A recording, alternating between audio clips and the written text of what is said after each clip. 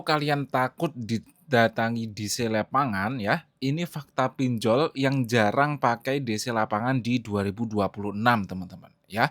Terus kenapa sih kok ada pinjol yang nggak pernah kirim DC ke rumah? Ini alasannya nanti akan kita bahas dalam video kali ini.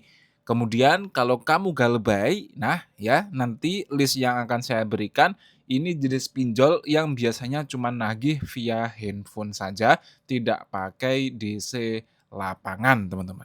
Ya, assalamualaikum warahmatullahi wabarakatuh. Kalau kita ngomongin galbay di pinjol, ya, satu ketakutan terbesar pasti sama, yaitu kita takut didatangi DC lapangan ke rumah. Nah, tapi hari ini saya mau ngasih fakta yang jarang dibahas, yaitu tidak semua pinjol punya DC lapangan. Ya, sekarang fakta penting dulu teman-teman. Banyak orang mikir semua pinjol pasti kirim DC. Padahal faktanya banyak pinjol yang sekarang itu justru full digital ya guys, tidak ada DC lapangannya. Ya mereka cuma nagih lewat telepon, WA, email ya, dan tidak langsung datang ke rumah. Dan ini bukan asumsi saja, tapi sebenarnya juga strategi dalam industri vintage, teman-teman. Ya, kenapa alasannya ada pinjol yang tidak menggunakan DC lapangan? Yang pertama tentu efisiensi biaya ya guys ya. Karena ngirim DC itu mahal ya, mereka harus menggaji DC-nya, memberikan uang transport, kemudian banyak juga resiko lainnya ya, seperti konflik dengan klien dan sebagainya. Jadi memang jelas lebih murah pakai sistem digital. Nah, itu yang menyebabkan banyak pinjol yang tidak menggunakan DC lapangan. Ya. Kemudian alasan kedua adalah regulasi makin ketat ya, teman-teman. Sekarang penagihan itu semuanya diawasi oleh OJK. DC itu tidak boleh mengancam, mempermalukan ya, bertindak kasar, apalagi menyebarkan data dan sebagainya, itu tidak boleh sama sekali. Kalau melanggar bisa dapat hukuman dari OJK. Maka dari itu banyak perusahaan yang lebih hati-hati dan akhirnya memilih tidak menggunakan DC lapangan. Ya, kemudian reputasi perusahaan. Ya, ini jadi alasan juga kenapa pinjol legal itu, banyak yang tidak memiliki DC lapangan ya, untuk menjaga reputasi. Karena nanti kalau terlalu agresif bisa kena sanksi ya, guys, ya, karena mereka diawasi dengan sangat ketat. Nah, yang pertama ya, daftar pinjol yang cenderung tanpa memiliki DC lapangan adalah Kredivo ya. Jadi mereka itu modelnya paylater, kredit digital ya. Secara karakter mereka itu vintage lifestyle ya, bukan pinjaman darurat murni. Nah, mereka itu fokus ke transaksi e-commerce ya, teman-teman.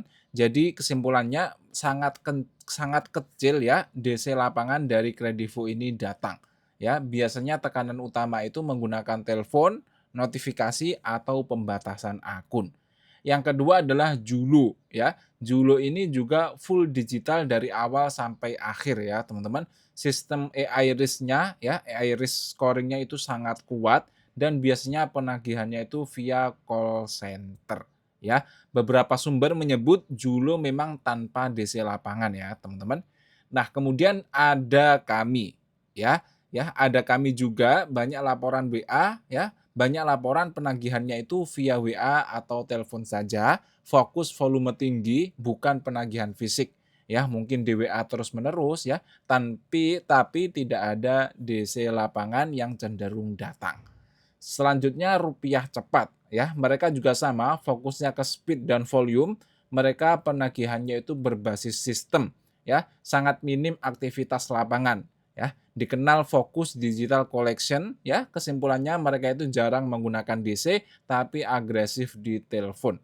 Kemudian ada dana mas, mereka itu modalnya P2P lending ya guys ya, banyak ke UMKM ya. Mereka itu penagihannya tetap ya, jarang menggunakan DC lapangan.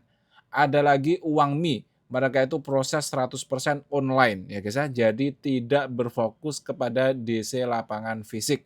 Kemudian ada Finpas ya, Finplus ini sama juga cenderung tanpa menggunakan DC lapangan karena mereka itu segmentasinya borrower mass market ya guys.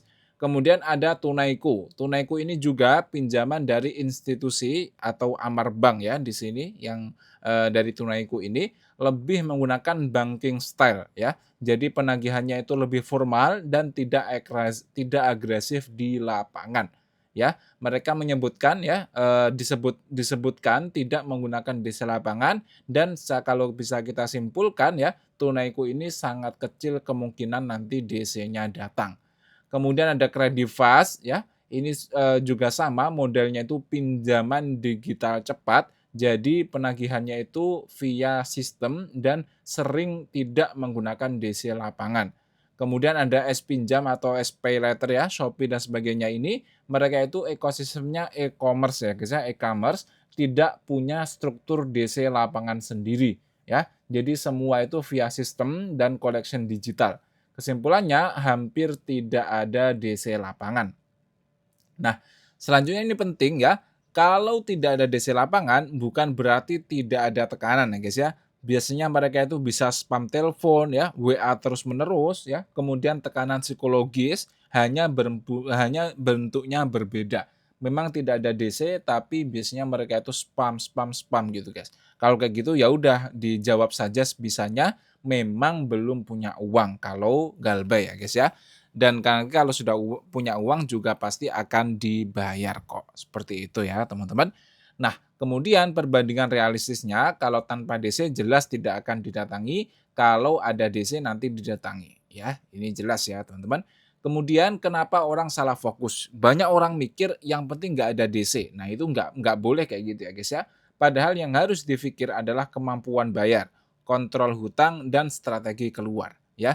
Jadi hutang kalian tuh tetap tidak akan bisa lunas sampai kalian membayarnya, teman-teman, ya. Jadi tetap fokus kerja, fokus memperbaiki diri, nanti kalau sudah uang kita bayar pelan-pelan dan kita akan terbebas dari tekanan pinjol ini. Nah, biasanya kapan DC lapangan muncul? Biasanya kalau kita udah menunggak lama dan nilainya itu cukup besar ya, guys, ya. Biasanya baru diserahkan ke pihak ketiga. Jadi DC-nya itu mungkin bukan dari platform dari pinjol yang kita, gunakan, tapi dialihkan ke pihak ketiga, teman-teman, ya. Kemudian realita industri pinjol. Pinjol itu bisnis ya, guys, dan mereka sudah tahu kalau nanti bakal ada yang nggak bayar gitu. Makanya sistem mereka itu dibuat fleksibel, bukan semuanya langsung ekstrim gitu, guys. Karena mereka juga udah tahu pasti nanti banyak yang galbay. Dan ini sumber dan referensinya. Nah, buat kalian ya yang merasa data saya kurang tepat, kalian bisa sharing di kolom komentar ya. Apabila mungkin ada yang pernah didatangi ya dari pinjol-pinjol itu ada DC lapangannya, ternyata boleh kalian koreksi di kolom komentar atau kalian sharing pengalaman kalian ya, guys. Oke, kurang lebihnya saya mohon maaf. Akhirul kalam. Assalamualaikum warahmatullahi wabarakatuh.